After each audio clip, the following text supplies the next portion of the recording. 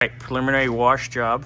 I am going to disassemble these, obviously, and then put them back together. But we kind of give it the full bath, and then we disassemble, give it another bath. Nice. Those look really good. Those look better than the other ones did. Yeah. All right, put them in for a little bit more, and then I'll tear them down.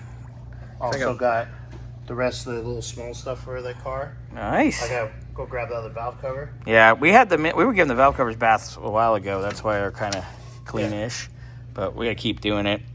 But I got the motor mount brackets that go on the motor. I got the plates that go between the motor and the trans. So I'm gonna get those all cleaned up and painted today. Get the valve covers cleaned up. Start scrubbing on those again. Because pretty much. Yeah, I'll be ready for the manifold here sooner rather than later. But that big heavy pig, that's gonna be a pressure wash it outside because that ain't fitting in here. No.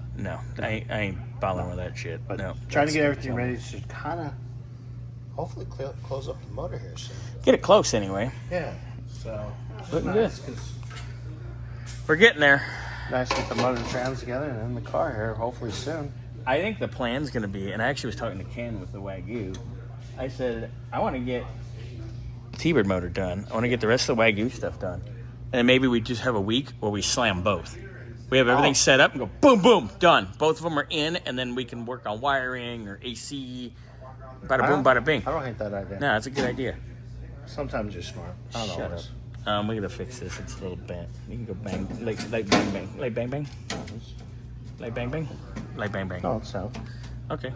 Hey, boss. Weird. I just work here.